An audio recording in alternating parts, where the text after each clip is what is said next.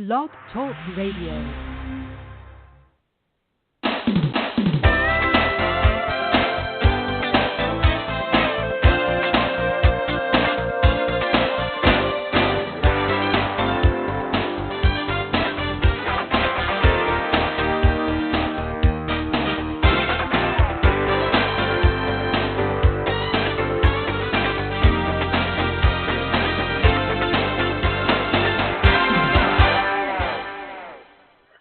Good morning and welcome to this week's segment of Live Without Limits.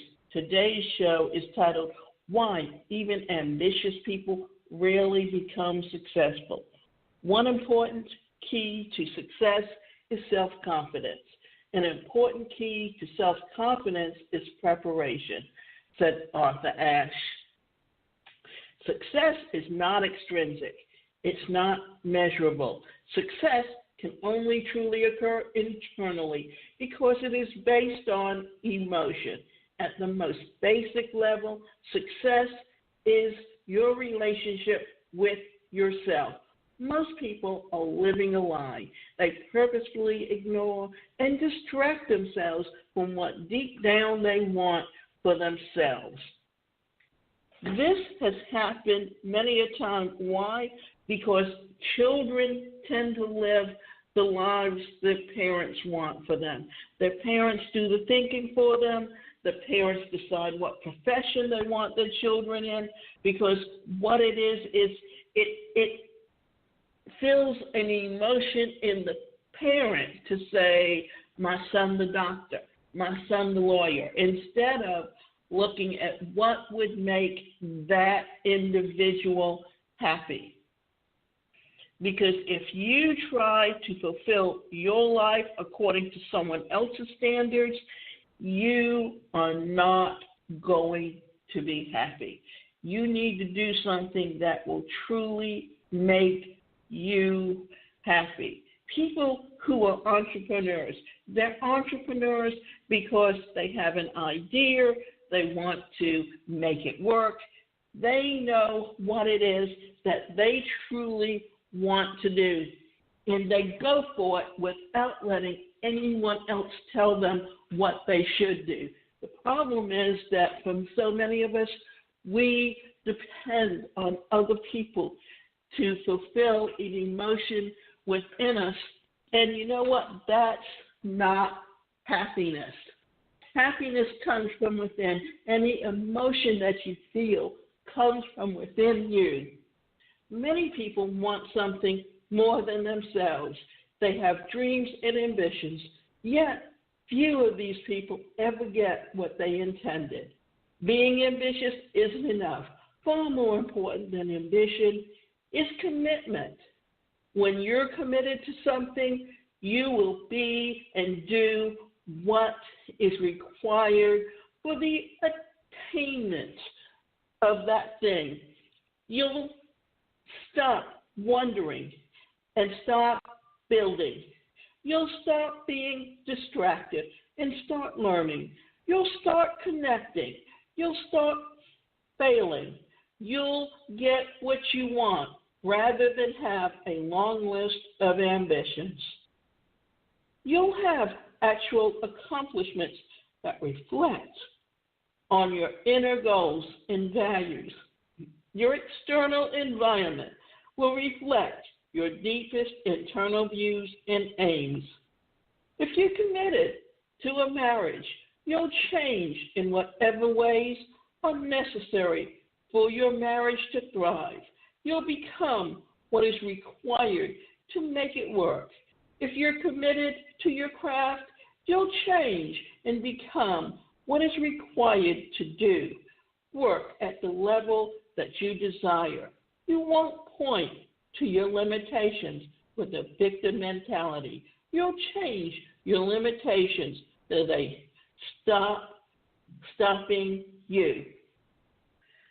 Only those who are truly committed will become a new and different person in order to live that commitment. If you're not willing to change, then you aren't committed to anything beyond what you currently have. If you don't believe you can change, then you can't commit to anything beyond what life randomly throws at you. And here I'm going to back up and talk and tell you a little bit about a story about myself. Why? Because it can show you how society can hold someone back, and at the same time, how if you let society dictate to you what is right and what is wrong or what you're capable of, then you will never succeed. And guess what? You will turn around and you will put the brakes on your ambition rather than choosing to rise above and think outside the box and come up with ways to live the best quality of life possible within your limits. I grew up in an era which was the 1950s. And during the 1950s, that was a quaint, quiet little time when few people questioned the norms. It wasn't until the 60s when you saw kind of a revolution of sorts, in that people became more aware of what was going on around them socially. But at that time, people or society did not even acknowledge that it had a disability community, much less allow people with disabilities the opportunity for an education or the opportunity for employment. It wasn't until 1977, or rather, let's back up. It wasn't until the 1960s that you started seeing enactment of agencies that served people with disabilities. And then you started seeing laws emerge from Congress that addressed issues affecting people with disabilities.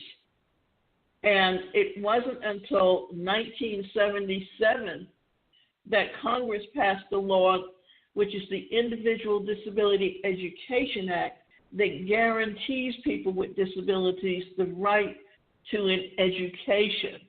And it wasn't until because of IDEA, in 1990, Congress passed the Americans with Disabilities Act, which addressed employment, which addressed accessibility.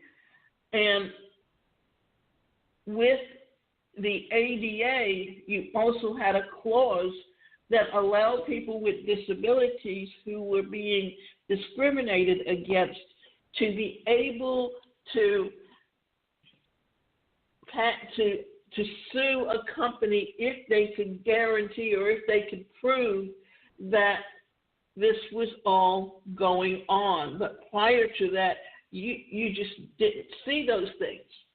But I was educated because my disability is very mild, but the disability does affect how I learn, how I process information, because it's a neuromuscular disability. It's cerebral palsy, but or in my case, spastic hemiplegia, because it really just affects one side of my body. But at the same time, because I was different, because I wore braces, and my disability was very obvious, but because there were no laws guaranteeing people with disabilities the right to an education, there was no such thing as seeing people with disabilities in a school, much less a classroom. So I was different, and the kids didn't understand it because they never saw it, and therefore they didn't know how to react to me any other way than to tease me. And teachers didn't understand that how I learned differently. So I was always 2 or 3 steps behind everyone else. Well, yes, education was very difficult for me because I had to basically go and catch up on my own, because I just was not able to keep up in the classroom. Therefore, it took me that I would have graduated in 1969, but did not graduate to a year later, and went a half day to school the next year because there were a couple of credits or classes that I had failed, and I needed to retake that class, and so I took some extracurricular classes in addition, and then during that summer I went to college rather than waiting to the fall, and took some pre-college courses to prepare. But I really did not excel until I entered or started taking classes towards my degree, which was my sophomore year, because then the basic courses of math and science and anything that, especially math, because sometimes, and I realized this on my own, and it was never brought out to me by any teacher, but I realized it when I was in graduate school, that sometimes what I see and what I write down become two different things.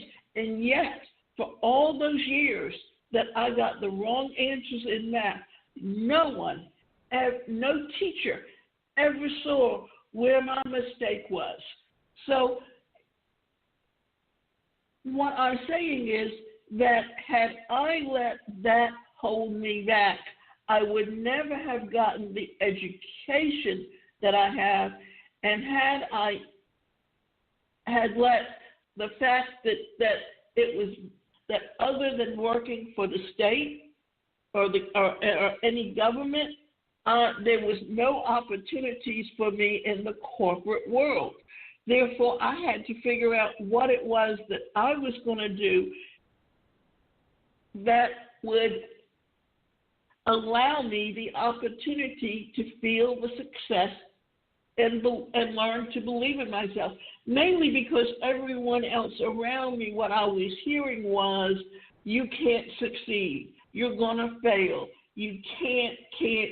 And if you look at what Eric Berne talked about in the I'm okay, you're not okay, or when he talks about transactional analysis, when it's the adult, the parent, and the child always says, I want. The adult says, I am able to, and the parent says, you should.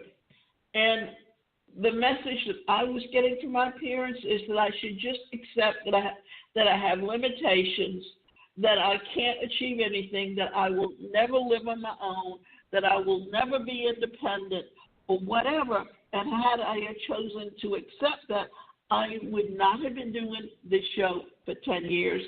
I would not have been having the opportunities that I've had, simply because I chose not to accept what society was telling me. The myth of the unchanging self. Become a millionaire, not for the $1 million, but for what it will make of you to achieve it, said Jim Rohn. Your life is a reflection of you. If you want to change your life, you have to change yourself. If you want to change the world, if you want to have to be that change, if you want to become a millionaire, you need to become the kind of person that can do that. If you want healthy relationships, you need to become that person that has a healthy relationship. Interestingly, in our Western culture, we falsely emphasize fixed traits and personality types. We believe very strongly in an unalterable nature, which is influenced and untouched by the environments in which we reside. Basically, what they're saying is that there are so many different things that influence who we are and how we get there. It's our peers, it's our teachers, it's our parents, it's what we see in the environment around us when you live in the heat where you spend a lot of time in air conditioning to compensate for that heat, or you grow up in a cold environment, where you get snow and severe winters where you're inside and you get more dark days. But those things influence us. The activities that we participate in, if you're active in sports, you will always be active as an adult. If you tend to be someone, and this is why for years when the schools quit with the break for PE or or gym or whatever, where kids learn to play team sports, to work as a team, to do things for the good of other people rather than just themselves. So who we are isn't just the family that we make up, that we're born into, or the genetics. It's learned behaviors that happen from observing our parents. Some people become alcoholics because it's genetically inbred to them because they have an addictive behavior. And it doesn't matter what that addiction is, it's that they're doing something they enjoy. And if that addictive behavior, if they've gotten into alcohol and drugs and that makes them feel better about themselves, then they learn and they want to recreate that high, and that's where the addiction comes from.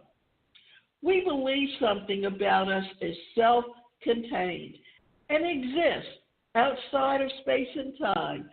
This is individualism and its finest, and it leads us to believe in some theoretical and true version of ourselves, which cannot and does not change.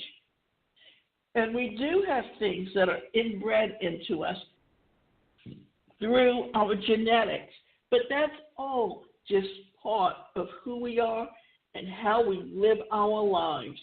So there's just so many things that you can look at, and you know what? You can always change your behavior.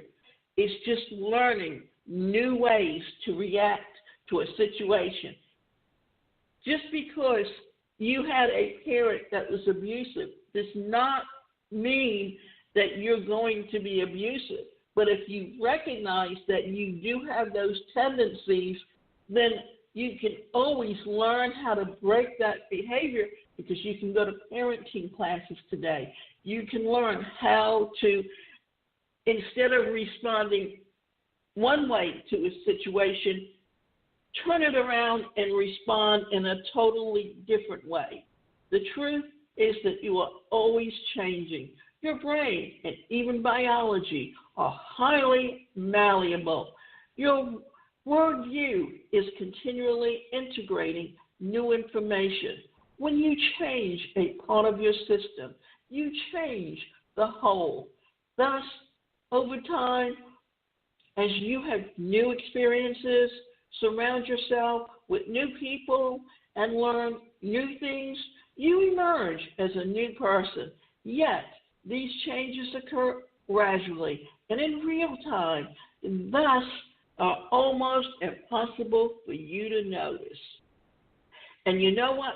This often happens for a child or a teenager as they go off to college, because they don't always have the parent there to make their decision for them. So they have to learn how to be responsible for themselves. And it's learning how to manage your time better.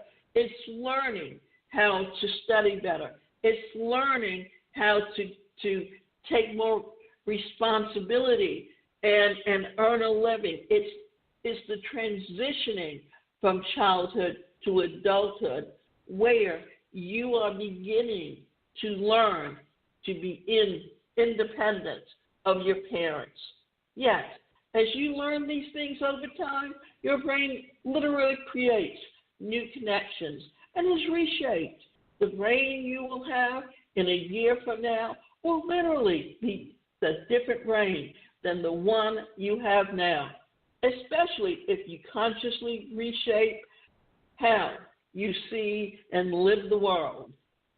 Remember, as a baby, they're so innocent. They're taking all the information in. They're blank slates to be written on. But with each growing year, as they become more aware of what's going on around them, then they begin to take on more responsibility. A newborn is totally dependent on the parents. A 4 or 5-year-old is very questioning on why they should do something. A teenager is ready to break out and become more independent. So as you can see, with each decade, things change and you become more independent. Yet, as you learn new things over time, your brain literally creates new connections and is reshaped. When you become fully committed to something, you throw the individualistic myths away. You are part of a dynamic system that is constantly changing. When you're committed, you stop justifying mediocrity in the name of authenticity. You stop lying to yourself about what you want and what you believe in. You create an environment that facilitates your commitment because you know that as a person, you take on the form of your environment. So why not look for new ways to change and believe in yourself and think about why ambitious people rarely become successful. It's more internal, how you think about yourself, how you understand where you're coming from. And you can go to my website, and that website is the #1 personalcareercoach.com. Not only can we help you come up with a mission or a purpose for your life, but we can also help you with assessment tools to help you learn more about who you are and what makes you happy so you can live the best quality of life possible.